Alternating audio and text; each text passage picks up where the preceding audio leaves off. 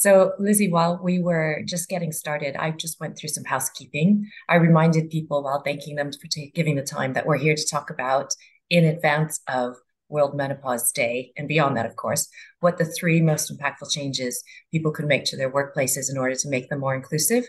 And really felt that having the conversation the month before World Menopause Day would be more helpful and actionable than actually just doing it on the day.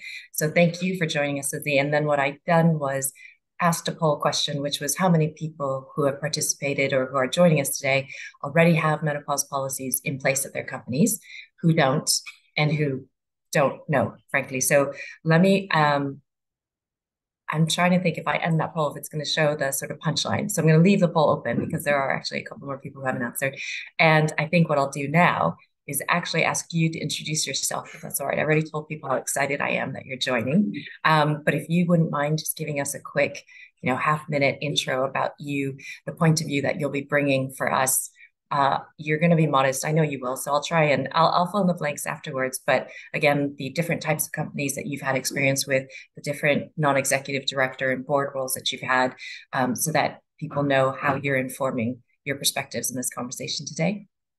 Yeah, definitely. And really nice to see you, Eileen. Hello, everybody. I said good morning. I'm in California at the moment, so it might be the afternoon actually where you all are. So wherever you are, hello. And it's lovely to be in such an important conversation with a really important group of people as well. So I really appreciate being here with you all and can't wait to hear from you and learn from you too. So Eileen and I work together at Monzo, where we both sit on the board, which is a really interesting business. It's a digital bank.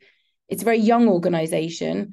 I also work at Meta, which is the parent company for Facebook, WhatsApp, and Instagram as an HRVP, looking after a chunk of the organization here, which is also a very young organization. And so I think that's definitely something for us to talk about, is looking at where decisions get made, sort of power structures, who's making them, and sort of the employee base, which is just super fascinating.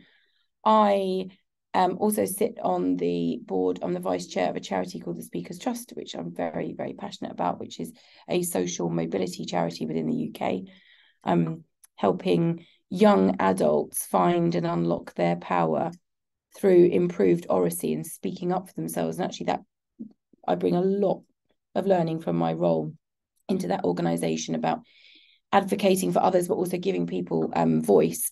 And what's really interesting about the menopause is how much voice has been enabled in this subject in the last couple of years, including even for people in our profession and our industry.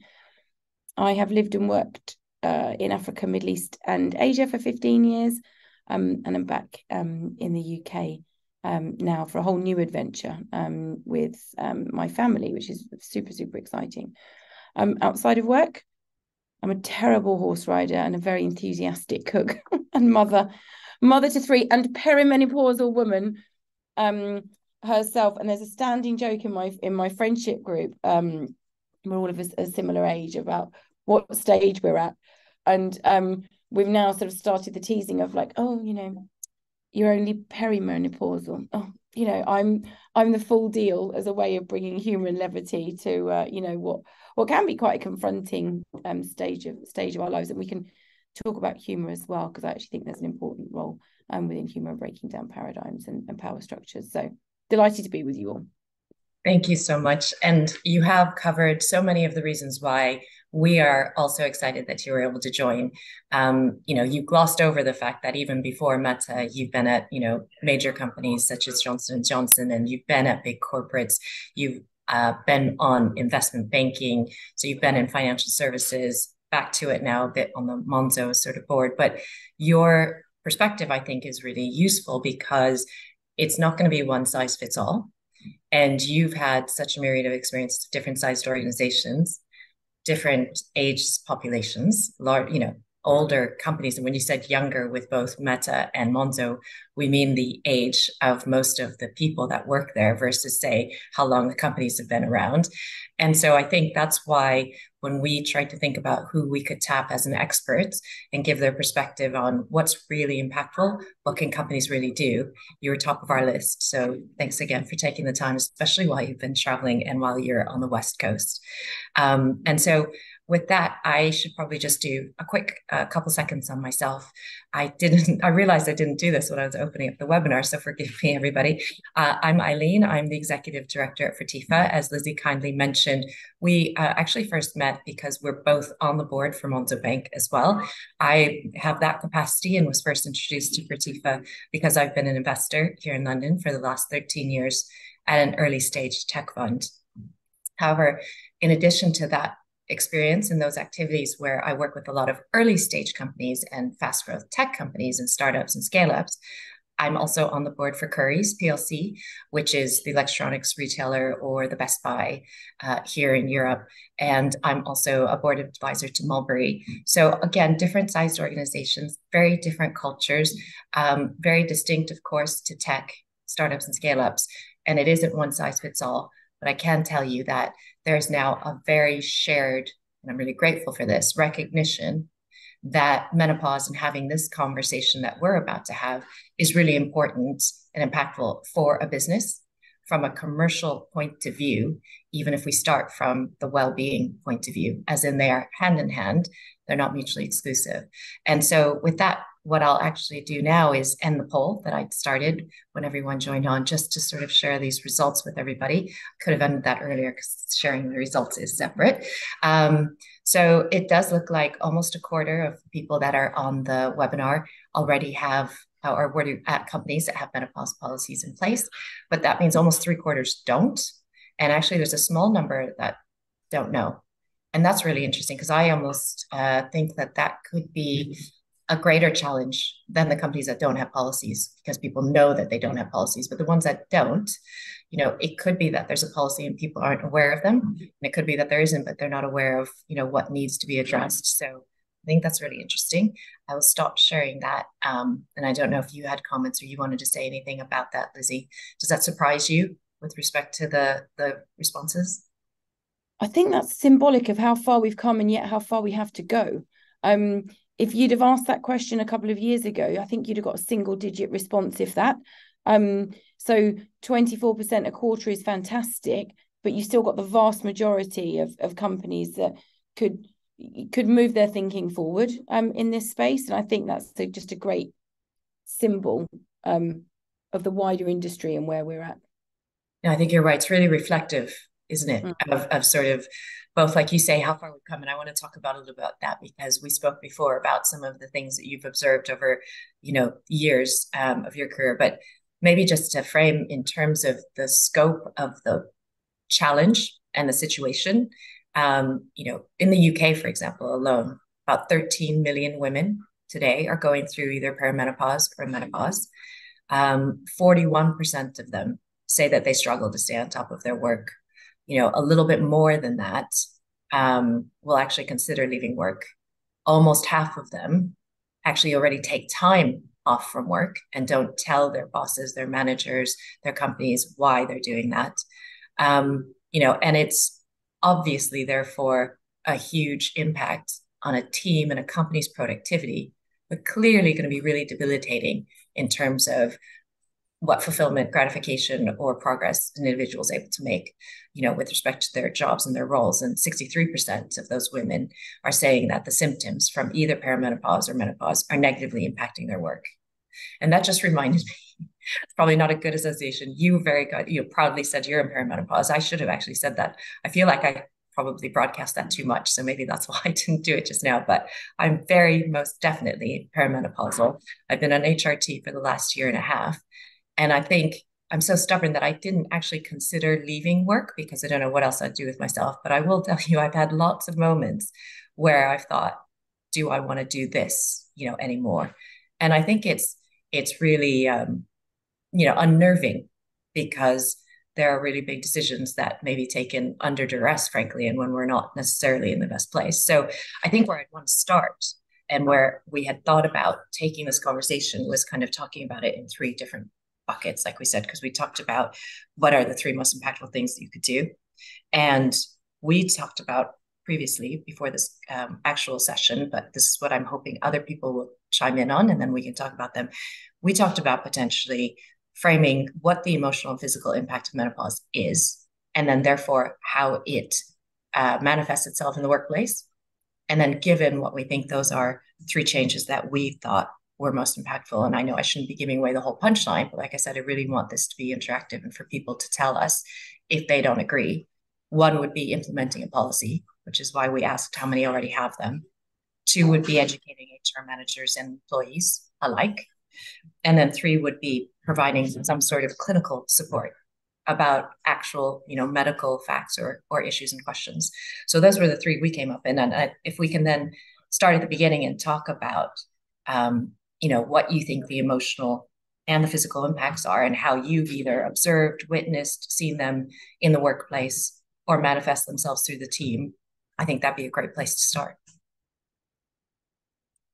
Yeah, absolutely. I wish I'd taken a photograph because, as I said, I'm here on the West Coast. I'm staying in a hotel. And it used to be that I would have, all my makeup and sort of body care products sort of on the side of the sink. I've now got both sides of the sink full. The right-hand side are full of like HRT supplements. I'm trying sort of everything herbal as well as sort of on prescription. And that side of the counter is now bigger than the other side. I will take a photo, Eileen, and send it to you for people later because it struck me this morning. I was like, oh, right, okay. So you don't notice in your own bathroom, right? But this is where we're at now. One of the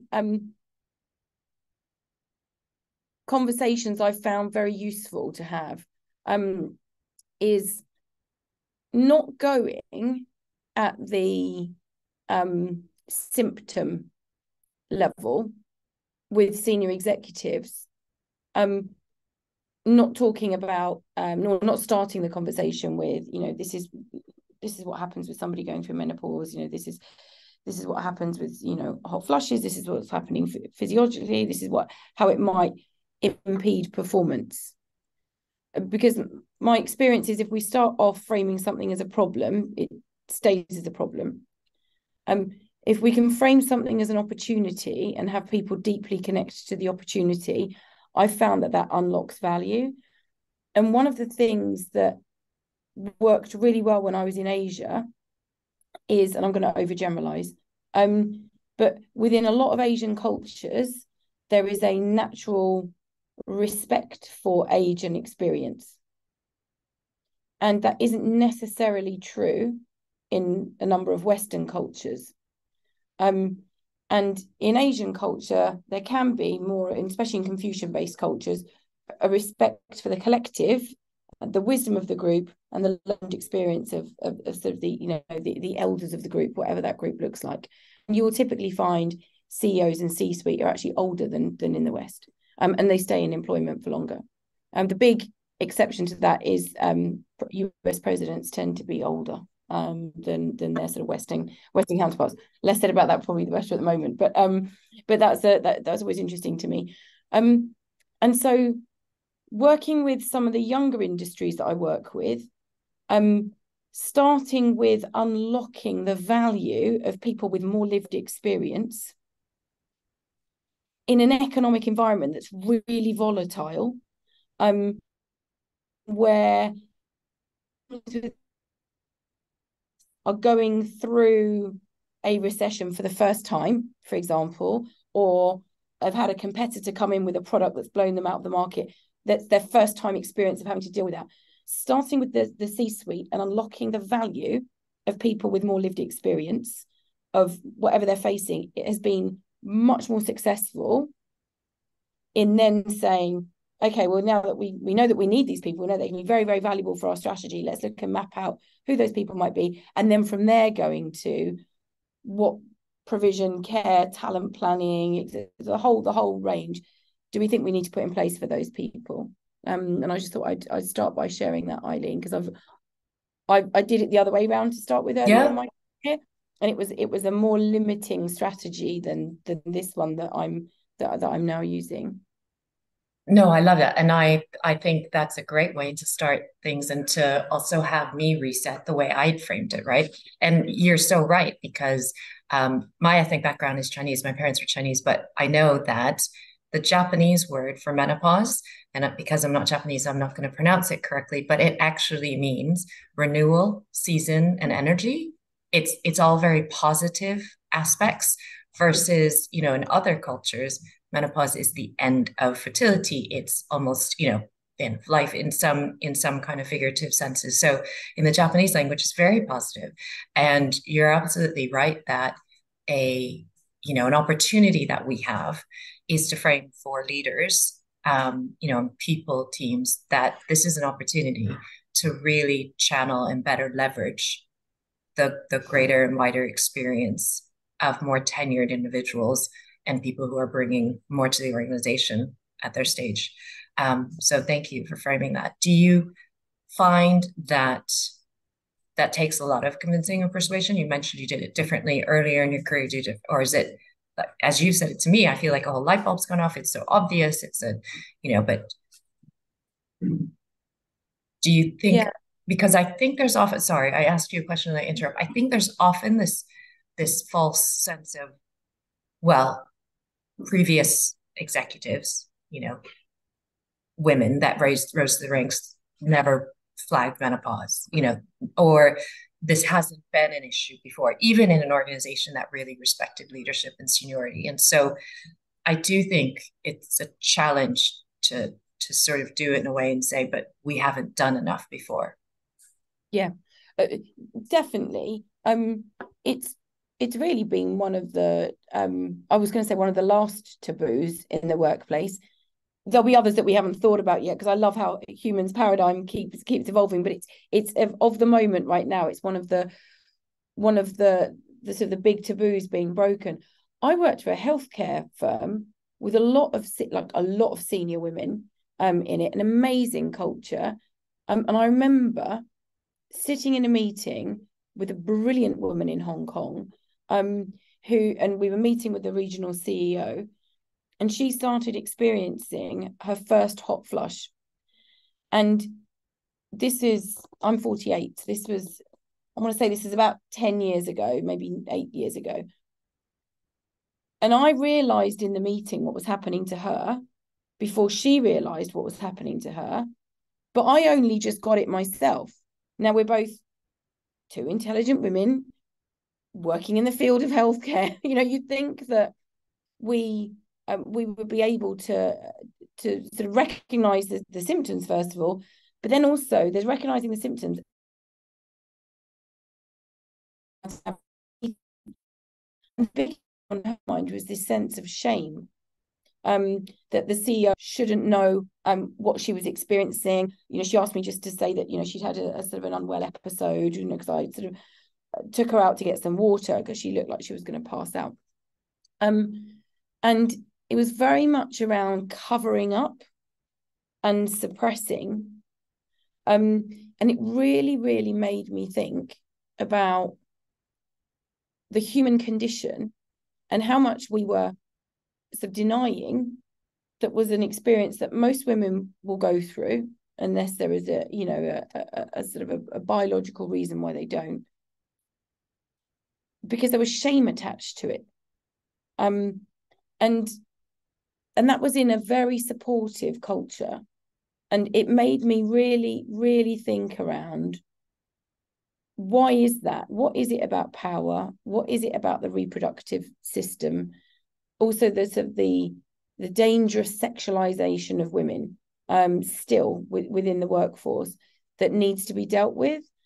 And my experience of dealing with those things is, when you go head on, you meet resistance. Like, the concept of shame is so deep in society. I've never had success when I've gone in like this, but to come in more gently and to walk with someone on their journey, which you also need to recognize is your journey as well. You're not just coming from a place of expertise instructing people. That depth of understanding that you're learning to with them has been a real enabler. and being in dialogue rather than in instruction. And sorry, that's a long answer, but it was a really fundamental part of my learning about this, and being prepared to learn as much about myself, as the workplace. No, I think that's really important. I think you're right about how it's not just somebody else's journey, it's our journey. And again, going back to the collective, that reminds me, and I said this earlier as well. I think this is really a very cheesy segue. I do, again, want this to be a collective conversation. Really appreciate how many people have joined this hour, whether in the UK or if they're close to your time zone, Lizzie. People should please feel free to make comments in the Q&A. That is an anonymous Q&A. You can also post in the webinar chat. That only comes to Lizzie and myself. If you're happy not to be anonymous, but please do chip in if you feel we're going way off piste, it doesn't seem practical, doesn't resonate with your experience, your observations, or if you want us to go deeper on something else, please let us know, because I think both Lizzie and I mean, we're lucky we can chat with each other outside of this kind of webinar, or when we like to catch up or on other topics. But really, we wanted to hold this conversation so we can invite more of you to chip in as well. When you were talking about, how to, again, embrace sort of the positives and the value of more tenured employees, more senior employees, and talking about that population. And I got the sense you're thinking about this in the round. So instead of suggesting to an organization or one's organization, we should put a menopause policy in place, it sounded to me like the way to start is we need to think about how we get the most out of our talent, how we end up showing that they're valued, and how we really leverage everything that they bring to these teams, and what are the ways we do that, right? Because it's then about covering your entire employee population, of which, of course, women going through perimenopause or menopause are going to be a big proportion, but also their colleagues. And something else you'd said to me when we've been discussing this was also how much of this conversation, particularly in the younger organizations where the demographic is younger, not the age of the company, some of this had come up because of, I think you'd mentioned, the sort of awareness about, issues for trans individuals in the workplace and thinking about hormone therapy that way, right? Do you mind sharing that a bit with others? Yeah, this is fascinating. And this is why I think creating cultures of inclusion are really powerful. And they can also be really fun and interesting and take you in directions that you hadn't seen. So we've done a significant amount of work with our trans colleagues over the last few years, partnering with them to help them understand their healthcare needs across the full spectrum. And we think of wellness along different pillars, sort of financial wellness, mental and spiritual wellness, physical wellness, etc. And of course, as an individual, we sort of traverse the whole spectrum there. And something that came up for trans colleagues was a need for some people to be supported with their hormone therapy.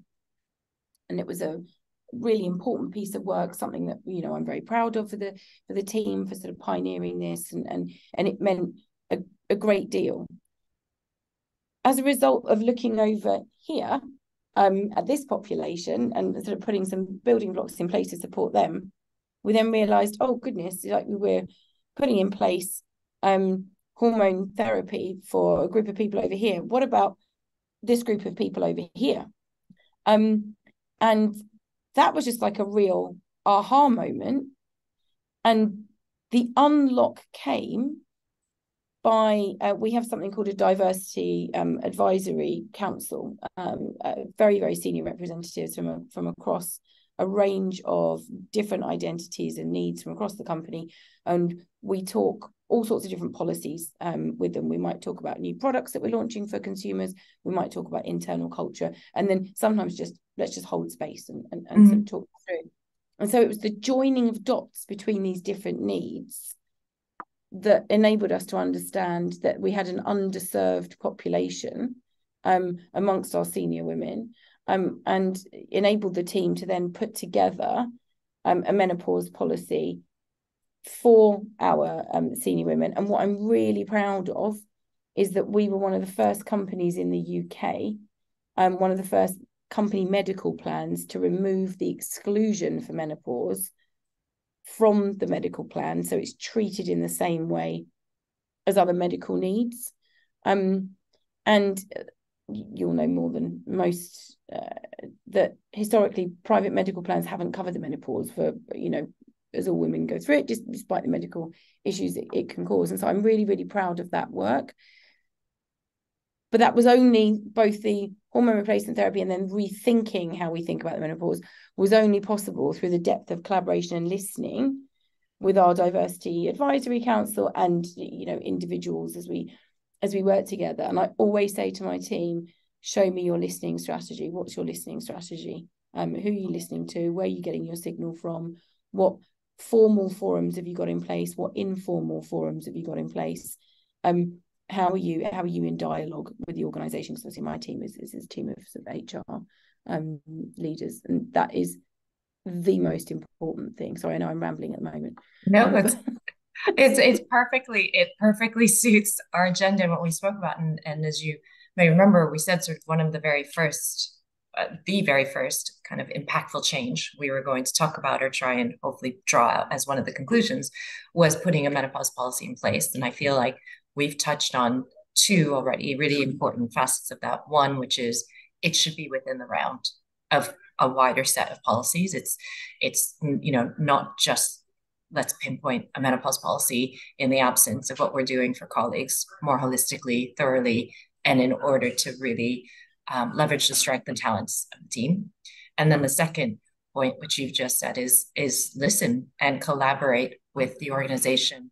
Don't just, dictate a policy or put something down, get something up and tick a box and say we're done.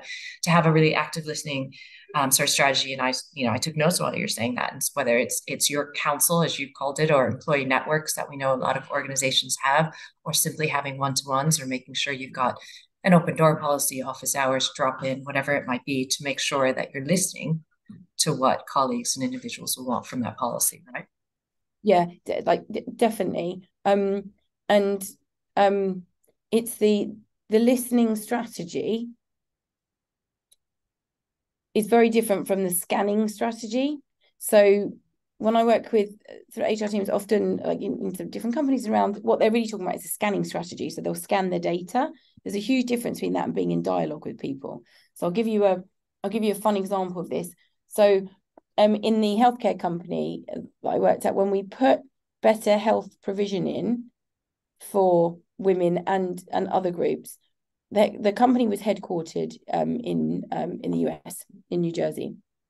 And we had a bunch of folks across Asia who had really important, good ideas that they wanted to contribute. And one team, and this is a really big business of ours in Thailand, huge. I don't know if folks on the call know much about Thailand, but if you want to get sick anywhere in Asia, get sick in Thailand, because the medical care is just absolutely outstanding, some of the best in the world. So really important team for this company. And the US team sent the new policy proposal over the night before with the full expectation that the Thai team would critique on it and comment on it live in the meeting. This was not going to happen. Like, this was absolutely not going to happen. I can see somebody's agreeing with my description of medical care in Thailand. Marvelous. There is no way that a group of really talented Thai medical professionals were going to openly critique the headquarters policy live on a call with like 50 people on it. Culturally, that wasn't going to happen. But Thailand's one of the most digital, innovative countries in the world. And so we created, the emojis you get on your phone? Yeah. Thumbs up, thumbs down, heart, sad face, etc. We created these emoji sticks for these really senior clinicians to use dialogue with the US to sort of say whether they thought their ideas were any good or not. And so you think, okay, that's crazy, these people are all PhDs, but it was about enabling communication and breaking down the barriers to enable the dialogue for these great ideas on the ground in Thailand to be heard by the team in New Jersey. And so I always say to my team, there's a huge difference between scanning and listening and being in dialogue. And you know, whether it's a menopause policy, whether it's an inclusion policy, or just generally in HR, dialogue is the key. And I've learned through working in different cultures in which I'm a minority, but I'm a minority in a power group. How I need to show up to listen is very different to how I scan data. And I've just found that really, really useful. And it's something, as I get more senior, I have to pay increasingly more attention to, because everyone, you know, laugh at your jokes and tell you're right. And, you know, often you're wrong and not funny. And so that's been a core part of how I've thought about inclusion strategies as I've gone about things. I think you're always naturally funny, but I'm sure, I'm convinced I'm hilarious all the time, right? And everyone's got good taste. That's the other thing. So I think all of that is hugely insightful and really, really useful in terms of creating a policy, like you said, breaking down those barriers and making sure you're facilitating a dialogue. Because another point that already came out, but I just want to reiterate it a bit, is going to the symptoms and how menopause might affect individuals. It's different for everyone. And so if you don't have an active listening strategy, if you might think you're putting the best menopause policy in place, but you might be actually not addressing a great proportion of people that are going through it and experiencing it. So it is really important to do that. And it's what I said at the top of the session, which is it's not a one size fits all, whether it's an organization, but also the policy as well. So then moving on, because we talked a bit about the policy, getting that in place and how to make sure that it's a good start on the way to being fit for purpose, is, you know, educating then not just HR managers and line managers, but also employees, individuals, colleagues, you know, team leads, cross-functional leads, you know, men in an organization who may not have partners who have gone through it yet, or don't have some personal, you know, anecdote to relate it to.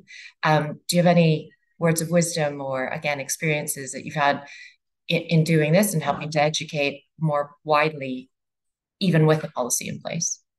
Yeah, I'd love to learn from other people here, because I think we're all very much a work in progress. Excuse me. What I try and do is to normalize my personal experience. So I sprinkle, you know, about if I'm having a bad day, or you know, normalize the, you know, talking about the different therapies that we're sort of trying. My team are really big on trying all sorts of different natural therapies, hence the size of my bathroom sink on the right hand side at the moment with all these free samples. So it's the normalization of it, and it's managing that tension between accommodating what would be medically important and not othering somebody, and sort of really sort of pointing out the difference. But I think we're really at the start of this as a society, Eileen, and I'd love to hear from the group here and learn from them about how they're doing it, because I think we're quite early days here. No, I think you're right. And I think, you know, one thing we spoke about, you know, well, maybe hopefully some people are going to put some thoughts in the chat as well that we can kind of pick up on, is, you know, particularly young men, you know, we've talked again about certain organizations that might have younger populations than other. I think, you know, and you end up with very senior leaders, but, you know, maybe didn't have this conversation, most likely didn't have the conversation with their mothers. Again, may or may not have, you know, female partners, may or may not have those partners who have gone through it. And so educating them along with, again, HR and people partners, I think is, like you said, we're in the early days. And I do think you said something, though, which is important, because I think the first step is normalizing it and not othering anyone, whether it's someone who doesn't know about it, hasn't experienced it, hasn't thought about it, or someone who's going through it but has a different way that the symptoms are manifesting themselves or sort of appearing. So I do the same with the sprinkling.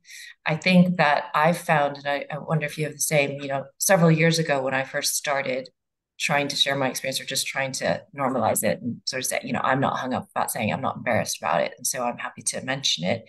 Do you think people had sort of nervous laughter?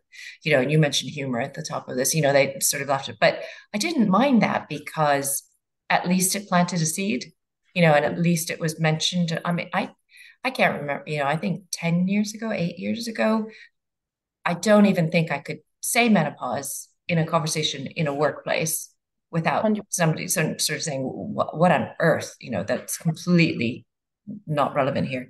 And then it went to, you could say it, but you'd get some giggles, nervous laughter, kind of looking around. Did you mean to say that out loud? Were you talking to me? And thankfully now it's even less, you say it and people are waiting for the follow-up. What is the context? Are we going to be talking about talent? Are we talking about, you need some fresh air, or, where are we going with this? Yeah. And I went, did you have the same thing, or you had the same experience?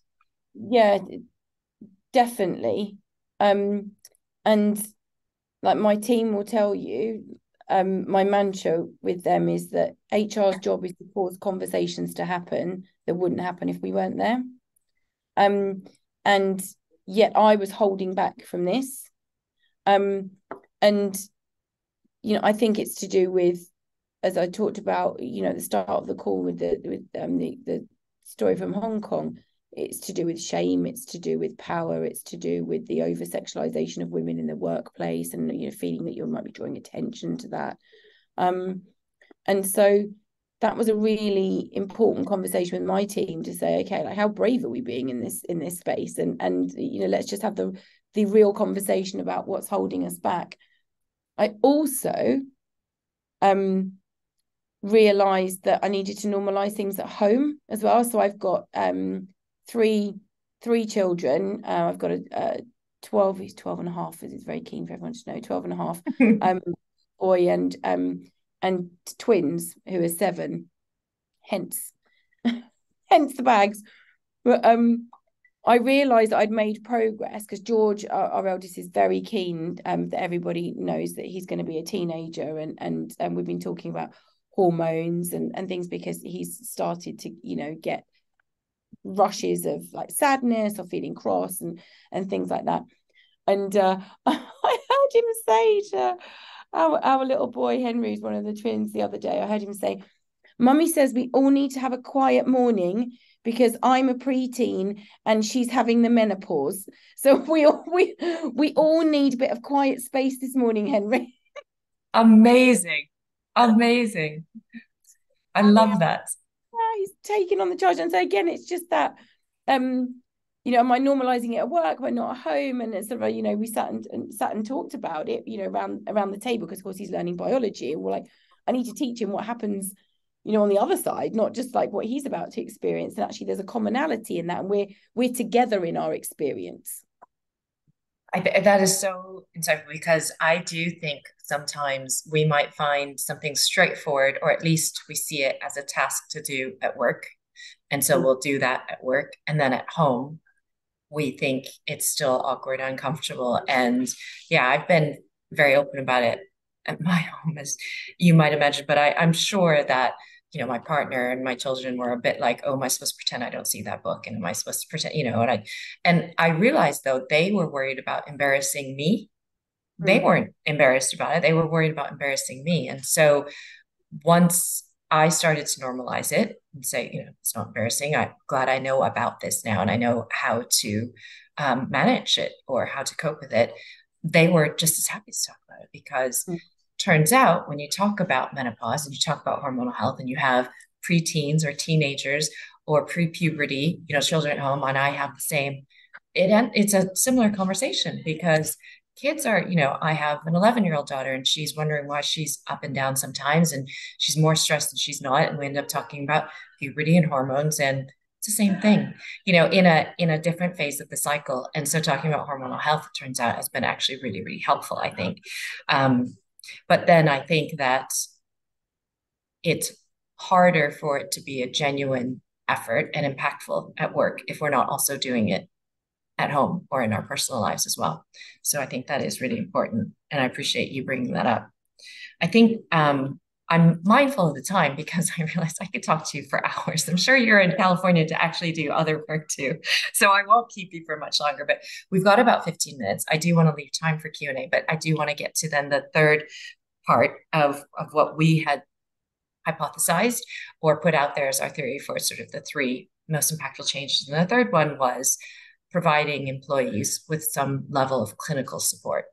And you had mentioned, and I do think it's groundbreaking, I think it's fantastic that you had managed to successfully remove menopause as an exclusion from your health plan.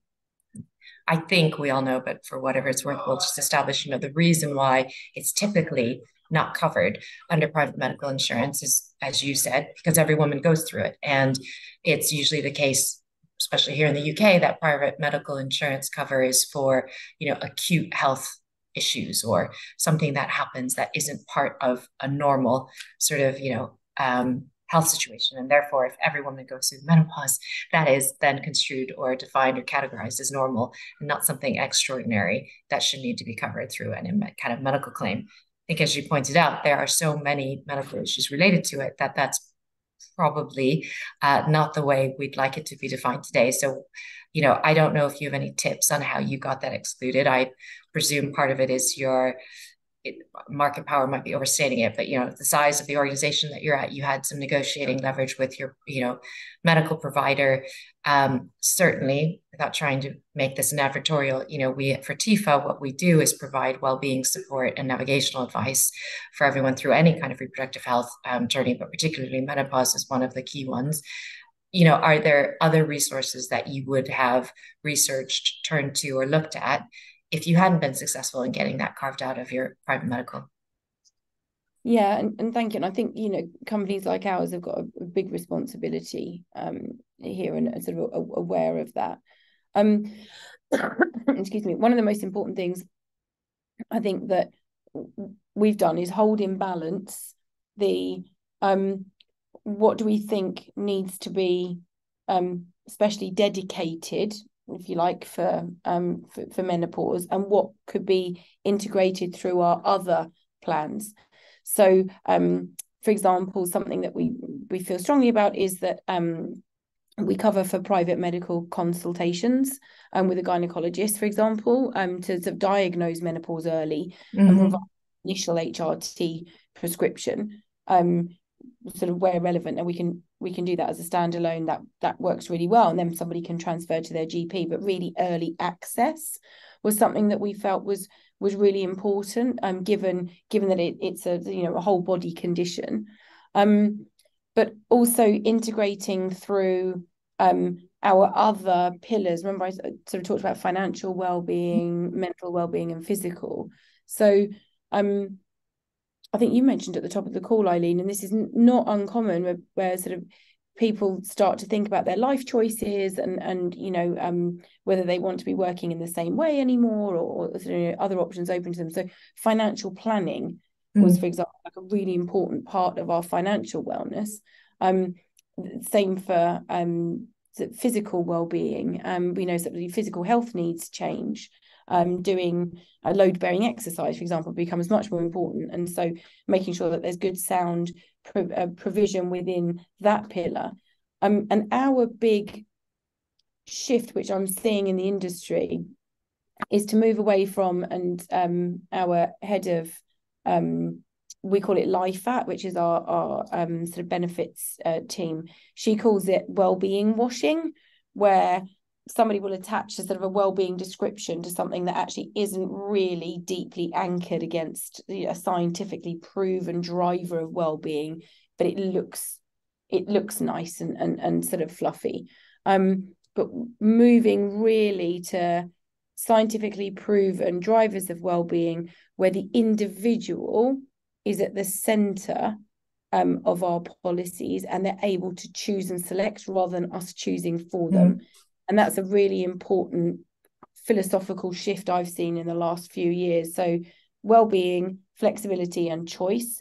So even if we hadn't been able to achieve what I'm so proud of for the team with our healthcare policy, even if they hadn't been able to achieve that, those three things would still remain true and really important for everyone. That's a perfect segue. It's almost as we could see it, but I saw that someone actually sent me a message privately in the chat asking about, if an organization can't afford the clinical support or that sort of medical support or even paying for the HRT, what would we recommend as a starting point? And I think you've just framed it really well. And if I could put in what it is down to the policy, at least get the policy in place and to make the point about, well-being, the front of it, to your point, flexibility, and that could be flexibility in what they have access to in order to support them, but also in terms of their environment. Do they have, and different organizations will have different ways to do this, but is it flexible working? Is it flexible workplace? Is it flexible sort of work environment ergonomically? And then giving them choices, right, to the extent that the organization can support that as well. Yeah, exactly. Exactly. I talked about sort of listening and learning and being wrong. One of the big things I was being wrong about and very wrong about recently was about financial well-being, and how much of a valued benefit that was, about people going to sort of education seminars and, around, saving for, and pensions and sort of investments and things like that. And I was like, oh, this will never work. Nobody's gonna be interested in this. And it's like, it's been a huge uptake from all sorts of employees. And so putting the employee in the center and offering flexibility and also being prepared to learn and adjust and as you go is super, super important. Yeah, I think so. And actually, I guess, again, other people are probably mindful of the time too. So I'm getting other questions. Somebody else is asking to go back to the senior leaders if they're men in an organization and how to persuade them or to raise the conversation with them. Do you have any advice on that? Typically I try and go where the energy is. So when I'm pushing at an open door. I'm not pushing at a closed door. So find your allies, and they don't have to be many. You can just have one or two and start small, but go where the energy is. I used to want to get everybody all lined up, have everybody in agreement and do a sort of a universal policy. Now I'm much more comfortable with going where the energy is and the advocacy is and trialing things and learning as we go and starting small. And I found that's been a more successful tactic to use. I love that. I've written that down. That's a life lesson. Like that's for any sort of, persuasion trying to get anything approved. So thank you. Yeah. And I guess then your point would, this is no different than anything else that we would advocate for in our roles, right? Whether you're asking for budget to do a project, spin something up, add team members, get more resources, get a new SaaS product or a tool.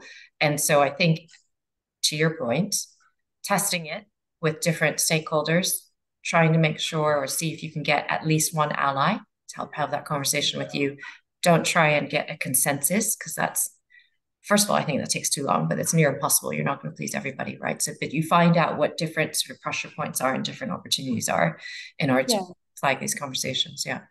Yeah, if you're aiming for consensus, you're giving somebody the power to stop you. So I wouldn't I don't bother with bother with that anymore. But it's a talent enabler rather than a problem to be solved is sort of my experience. And to stop thinking of it like a problem was helpful to me, because it stays in the shame area too much for me. It's just my personal thing. And also, leaders want to enable and unlock their talent. They want to. And so that driver helps get over some of the difficulty socially of talking about this, rather than it staying in the problem space. No, and I love that, because you've taken it full circle, and that's what you were emphasizing at the beginning of the conversation. Let's not frame it as a problem, right? Let's talk about it as an enabler. And what are we doing to unlock? So yeah, thank you so much.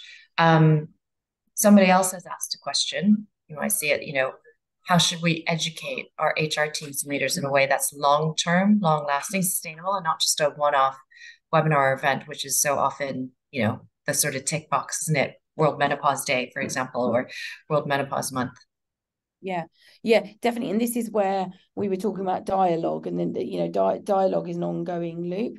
There are different structures and techniques people can use. We have the Diversity Advisory Council, who are brilliant, and so bringing important things to them to get their point of view on.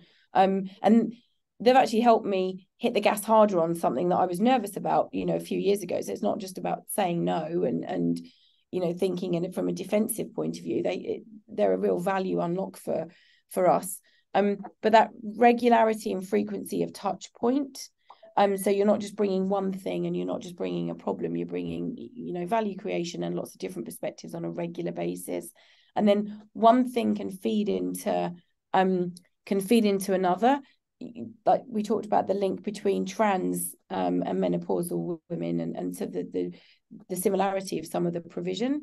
So yeah, I would just set up the process rather than thinking of it, as you say, like an event. Perfect, thank you. And then there's one more thing I'd love your thoughts on, and we haven't rehearsed this because I've alluded to the fact that you and I have had, you've been too still, have you? We've alluded to how we've spoken in advance of this, and we talked about a few things, and I loved all the anecdotes. That's why I wanted you to share them again, but we haven't talked about this. But I think it's really important about how cultures, you've made the point about how it's so important and for different reasons to have a truly inclusive culture. But a lot of it's set from the top. It does come from the leaders of the organization or the leader, if there is one. And have you had experience then where, you know, that's been a challenge? And again, is that still the same kind of power of persuasion where you try to get an ally, try and test things and the whole thing? Yeah, I tell you what I'm seeing across multiple industries at the moment. And I work with lots of clients and lots of external bodies as well. So this isn't specific to tech. This is absolutely everywhere, banking and finance in particular. During the pandemic, leaders went from thinking of leadership as inspiration to leadership as empathy. And you could feel them coming down from the stage onto the dance floor. I could literally feel it, and partnered with a whole bunch of people to make it happen. As the economy's changed, as the way of thinking about working in offices has changed, just watch the leaders that you're working with, the partners that you're working with, and notice if they're pulling away from employees. And I would try and get them on the dance floor as much as possible. You can lead from the dance floor, but it's that belief system that listening is a leadership skill. And that's very much the sort of conversation that I've been having very successfully here and with different sort of partners and things, because you can feel the tension at the moment from where we were to where we are now, which is, you know, there's an economic reality and you can understand the drivers. Yeah. But that's something I think that's really interesting in this area, and it's one that I'd probably watch. That's priceless. I love that metaphor. Bring them down onto the dance floor. I absolutely love that. We've got less than 60 seconds left, and I think that's a really great place to end because I just love the idea of all of our leaders joining people and employees and colleagues on the dance floor. But I'll just recap then what we've been talking about. And there's been so much here. So I am glad we've recorded it. I hope people will get a chance to watch it back. And I'm so grateful for all the anecdotes and the things you've pulled out. But as we talked about, the point of the conversation was to look ahead to World Menopause Day, but also beyond that, and to try and create things that would be sustainable in terms of change for helping to make workplaces more inclusive for menopause specifically, but of course, as we just talked about in the round. And, you know, we said implementing a policy that's inclusive of everyone. And part of that was exactly as you said, have to enable a dialogue, has to be active listening, really has to make sure it's collaborative. It's not just here's a policy and we're done. And it also has to take into account that it can affect people differently, all sorts of different ways. So not to assume it's a quick fix or one size fits all. The second point would be on educating HR managers and employees about that. And here we talked about not just bringing leaders onto the dance floor, which I love, but also making sure that it's a point where you normalize the conversation. It starts by normalizing it. And it probably starts with people who've gone through it to the extent that they feel there's a safe place in their organization to mention it, to start doing the sprinkling as you described it, and that we really only live it if we're also doing the same at home. And then the third point was, to the extent that an organization is able to, has the budget, obviously providing clinical support, getting something carved out of private medical exclusion, whatever it might be, but offering maybe signposting other resources to that support, or at least emphasizing in the policy that the priorities are well-being. I'm copying everything you said, Lizzie, flexibility and choice. And that's where it starts, and having the conversation. I think those were the three things that we sought to emphasize at the start. You've actually helped to reshape it a little bit. The emphasis is different than sort of the notes I'd started with. And so you've really, really taught me a lot. I really appreciate it. Super illuminating. And I've really, and you see from the comments, not everyone can see it, but other people love the dance floor metaphor as well too. So great. thank you so much for joining us, Lizzie. Like I said, I feel like I could chat with you for hours. I'd love like a series. Maybe we should do a podcast, Lizzie. How much fun. Well, it was lovely to be with you and to see some of the questions and comments coming in. Thank you. I'm glad it was even a little bit useful, because it was certainly hugely really useful. Really, really useful. Thank you so much for letting your time. We appreciate it, Lizzie. Bye. Bye, everybody. Bye. Okay. Thank you.